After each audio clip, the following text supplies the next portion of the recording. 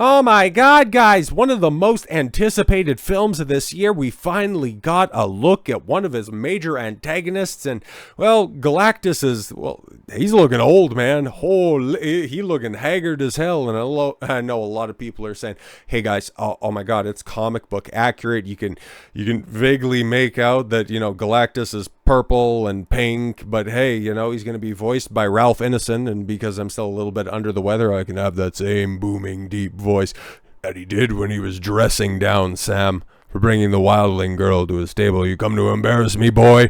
There's a one redeeming thing about this Fantastic Four abomination that is about to be delivered to us on July 25th. Okay, Ralph Ineson, yeah, good casting for the voice of Galactus, but why you have to make him look like that? Okay, like Galactus is, well, it's Galactus, right? Like everybody, even if you're not too familiar with the source material, like you've probably heard the name before, he is, I think, top tier. It's like him and Doctor Doom when it comes to prominent Marvel villains, okay? And then, of course, he got a lot of the, the Spider-Man villains that are out there, but when it comes to big top tier threats, it's like it's Galactus and everybody else. So it's a good selling point, and I kind of like some of the design choices that are there. I'm just not exactly overly enthusiastic about Godzilla-sized Galactus and Fantastic Four first step. But then again, I'm not that enthusiastic about the film because we've seen what Marvel has put out recently, and by recently I mean for the better part of a decade, and it's been of subpar quality, so I don't necessarily think that this right here, to kick off Phase 6, they're really going to up their game in the writing department. No, it's just going to be more slop, okay? And this, it has to be a win. Okay, because this is the last stop before Doomsday. Okay, and Doomsday is going to make all of the money. It's going to make over $1 billion. Okay, there's way too many keys that are out there, and people are way too amenable to member berries for that thing to not make well over $1 billion. Probably not 2, but somewhere in between. It'll probably make Deadpool and Wolverine money. Maybe a little bit more than that. Maybe pushing towards 2, but I think 2, especially with the big gap that's going to be there between Fantastic Four, and if this thing doesn't hit like crack cocaine, it's going to be tough sledding. It's going to be a long period of time between July and May of next year. That's going to be it's going to be insurmountable. Okay, for Disney to plug that gap, but good for them. Good for them in the lead up to Avengers Doomsday, because one of the most popular and prominent teams that are going to be featured in that multi-group square-off, at least from some of the stuff that we're hearing from those definitely real and totally legitimate reports of the guy sneaking on set and video recording everything, but we'll be talking about that sometime in the near future, because holy crap, is that just astroturfed. Okay, remember when the Russo brothers came out and said, oh no, we got plans in place to make sure that there's no leaks that come out, and then we've had more information drip fed to us about Avengers Doomsday than an IV feed trying to keep Joe Biden alive. Thoughts and prayers for that pancreatic cancer diagnosis. I'm sure that's the only thing that he's been keeping quiet. But going back to Disney, just having to weather the storm after Fantastic Four probably underperforms. I mean, we've got the long-term predictions for Superman, and it's looking like it could end up lapping Fantastic Four, which is not great for Marvel. And you know what else is not great for Marvel?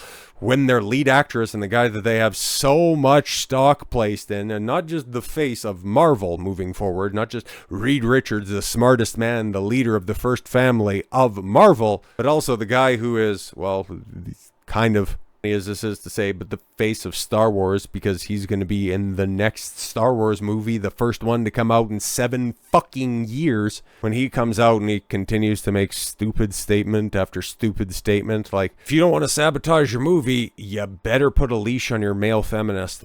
Pedro Pascal went off in profane political meltdown at Cannes and got applause. Gina Carano, yes, got fired for a meme. And what exactly are we talking about right here? Well, there was a little clip that was making the rounds, and it ended up drawing a lot of attention because Pedro Pascal was out there at Cannes, and well, he was doing some interesting stuff, and well, I'm not entirely sure because there doesn't seem to be too much political about this, but that's very much on brand for Pedro. Okay, but maybe this was the statement that he ended up making. He was telling Dakota Johnson to open up an OnlyFans account.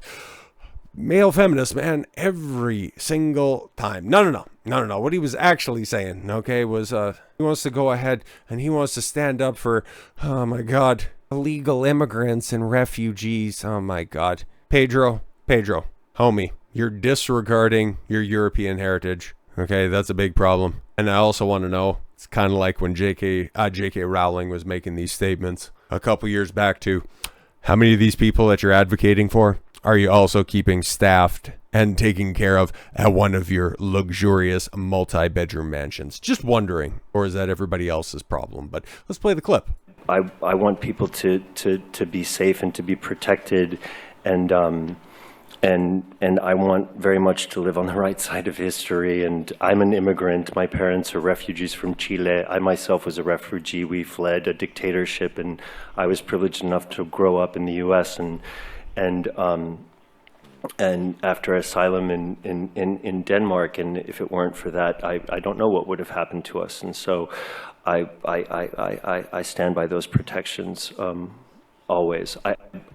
Oh, that was so wonderful. You're such a brave, stunning and brave individual. What does that have to do with movies? I'm just wondering, man. It's so funny how Tom Cruise can come out and, shut down stupid tariff questions, but you want to go on this unprompted, oh, we need to protect people. We need to be on the right side of history. God, whoever unironically says that shit is always one of the dumbest motherfuckers ever talking.